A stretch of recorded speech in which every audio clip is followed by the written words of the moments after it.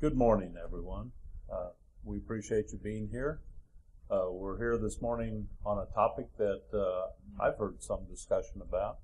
So to talk a little bit about how we get from point A to point B, let me introduce our president, Dr. Edward H. Hammond. Thank you very much, Kent. It's a pleasure to be here this morning on such a beautiful day. We're here because of the decision that was made by the editorial staff and the Student Publications Board to cease publication of the Leader for the remainder of this semester. They published their last issue last week and indicated it would be the last one for the year. As I said at the time, one wasn't a surprise because they had been in contact with me prior to that decision, and in fact had asked whether or not the university would fund them for the remainder of the semester, and I made the decision not to proceed at that point. In response, though, I said we would take the following action as a university community. First, I would appoint a task force on the dissemination of news and information and, of course, opinion. The charge to this task force would be to review the media needs and aspirations of the Fort Hays community, and then to develop recommendations aimed at increasing student engagement and implementing a multimedia model for dissemination of student-produced news, information, analysis, opinion, and, of course, entertainment. The task force will be headed by Dr. Paul Faber, our Dean of the College of Arts and Sciences.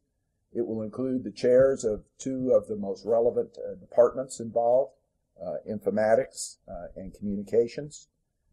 It will also include two student members that have been recommended to me by student government, two faculty members that were recommended by the Faculty Senate.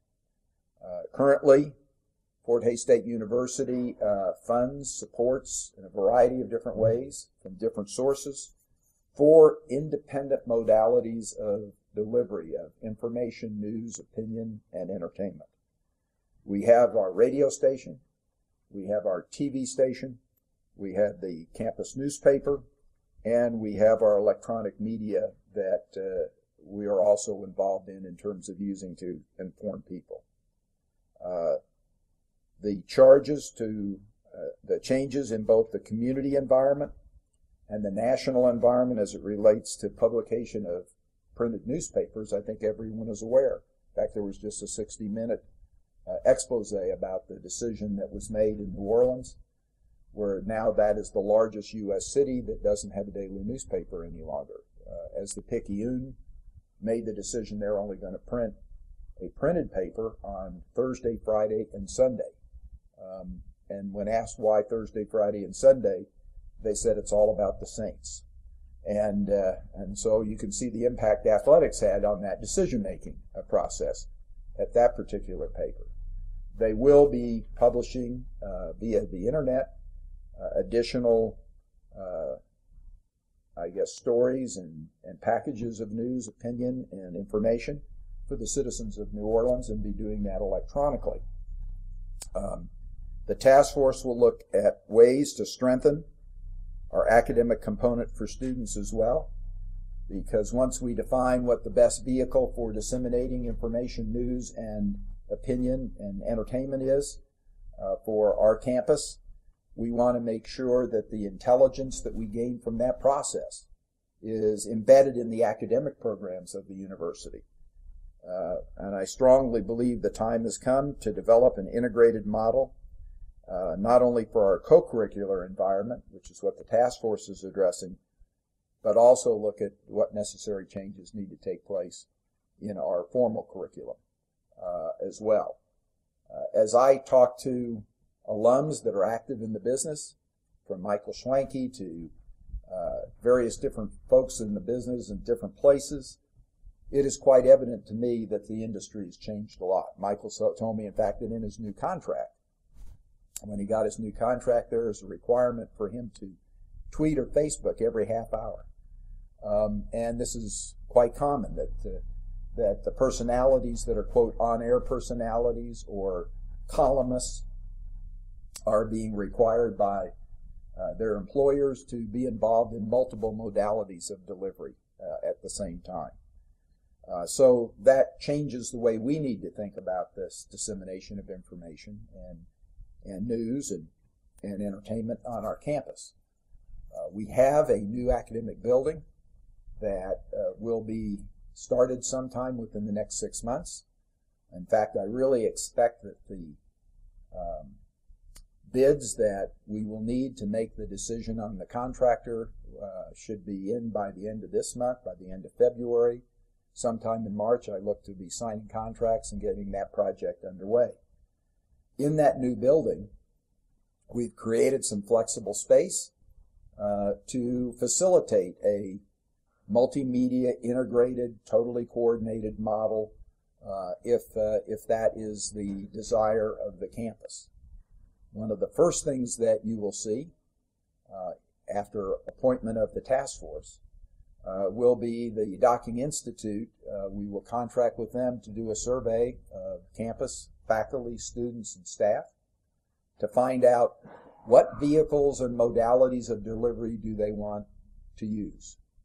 And we're going to try to create a survey that gives them the ability to make that decision for news, for sports, for entertainment, for all the different kinds of information that an individual may want, because they may choose different modalities for delivering different kinds of information. We will try to get that study done here in the next 30 to 40 days, so the results of that study can be made available to the task force, and they can make intelligent decisions not only based upon their information and knowledge, but they'll get some feedback from the community as to what modalities right now our citizens, our students, our faculty and staff value in terms of the delivery of that information. We will then also, in the month of March, be sponsoring a symposium in which we will be bringing external opinion and expertise to the table. I've been in touch with people outside of our community. I already know that Pat Lowry, the editor of our local newspaper, has told me he very much is wanting to be part of that symposium. But we will represent the Harris newspapers very effectively. But we will have representatives from the Lawrence Journal-World and other major newspapers around the area.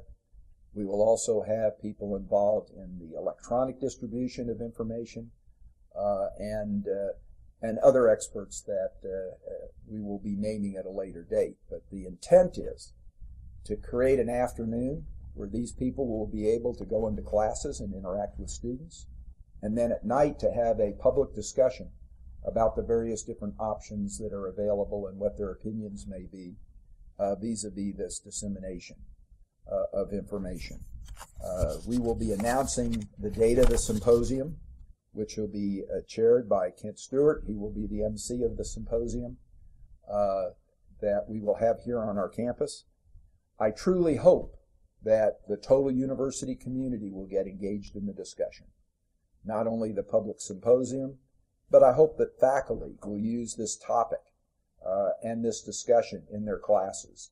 I can see it to be a valuable discussion in almost any class, whether it be philosophy to communications to English to history.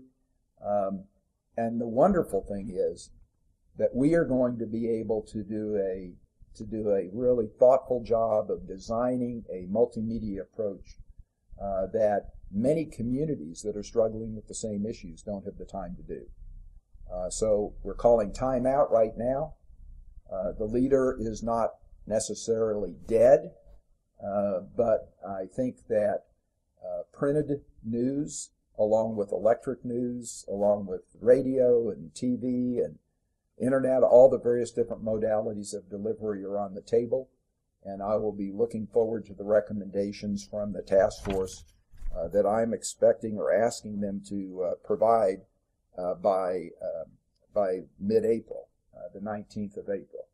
The reason why the 19th of April is that about that time, I suspect that we will have some idea of where the Kansas legislature is in terms of our budget. They are committed to an 80-day session, which will be a record if they pull it off. And I'm betting they can. We will know then what our budget situation is, and it's going to be my hope that we will be able to take the recommendations and start implementing them right away so that by next fall, we will begin to start moving towards this integrated model that will best serve our community. I also believe it may be a unique opportunity for other cities and other areas that are having to deal with this issue to learn from us. And they may not have the resources nor the time or the talent to do what we're doing, but I really believe that the model that we come up with may be copied by institutions, other places, both in higher education and outside higher education. I'll be happy to answer any questions, but before I do that, I want to thank Paul Faber and the members of the committee, the task force rather, for agreeing to serve in that role. And I know it's a very tight timeline. I know Paul and the faculty and the students have full-time responsibilities doing other things. I want to thank the Faculty Senate for their support. I know they're going to continue to encourage the members of the faculty to use this as a discussion point in classes. I also want to thank student government for their support in this process as we've moved forward. They are fully partners in this project and very much want to do what they can to make sure that Fort Hays State has not only a world-class but a forward-thinking way to look at the dissemination of news. If there are any questions, I will try to answer them. Yes? There's been a lot of traffic on Twitter and Facebook already from Fort Hays State University journalists and alums who have been contacted lately on Tiger Talk, saying that they have responded by saying they will never give another dime to the university. And this has been transmitted back to me because I'm their Facebook friends and Twitter followers. What do you say to these folks who have said, we're not giving it more money? Well, that's interesting because I have received no such emails. I was expecting to get some comments or emails from some of the alums. And as I said, I've talked to a number of our key alums already. And the response that I'm getting is totally different. They understand the challenge. They think it is the university's doing the right thing. They believe that the news and entertainment and marketing journalism area is changing. And in fact, I've not gotten any of that response. I'd be happy to respond personally to any of those that you got, but I've not received those. And my response back to them, I guess, would be measured and would be in accordance with, I guess, their comments to me. So I don't have a general response. I would wait to see what individuals would be suggesting, or if they, whatever it happens to be, I'd be happy to respond to them. There hasn't, all of the responses I've gotten have been supportive. Now, are they totally happy? No. I've had people say, why don't you just give the $50,000 to the newspaper or do something, and I said, that wouldn't bring the university community to the discussion. I think having the leader suspended shows the magnitude of the challenge and should, I hope, motivate students and faculty and staff to enter into this discussion in a meaningful way. And as far as the board, who is going to be in charge of making the final selection of who will sit on the board? Me. You or Dr. Faber? On the symposium? Yes. The symposium is a process that the selection of the people on the panel on the symposium, I personally am involved in that process. And up to this point, no one else has been involved. But I'm trying to make it as balanced as I can. I've had lots of people volunteer. locally. But other than Pat Lowry, I know Pat I definitely want on the panel. The other people are all going to be a little more distant from Fort Hays, even though a couple of them have degrees from Fort Hays. Yes. Why was no one from the leader chosen? The students came from student government. Their recommendations to me, I took and implemented the 2 students that were put on. We didn't put anybody currently active in either of the 4 modalities of delivery because we felt they would possibly be viewed as biased. So we don't have anyone from campus radio station. We don't have anyone from the TV station involvement. We don't have anyone from the leader involvement.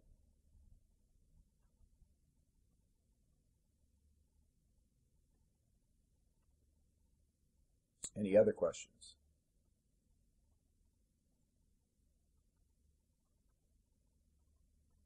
Okay. Let me reiterate, my hope is that over the next 60 days to 90 days that we will have a full-fledged discussion of the options, and that good ideas and good plans and good suggestions will be considered by the task force. And if anyone feels like they want to make sure some idea gets before the task force, you can contact me or contact Dr. Faber, and I'm sure we can get that on the agenda. And then I look forward to everyone's participation in the symposium. I really hope that we're able to do that before spring break, and that's what we're shooting for right now. But we got to find a time when we can get these people to come to Hays and to be part of that discussion.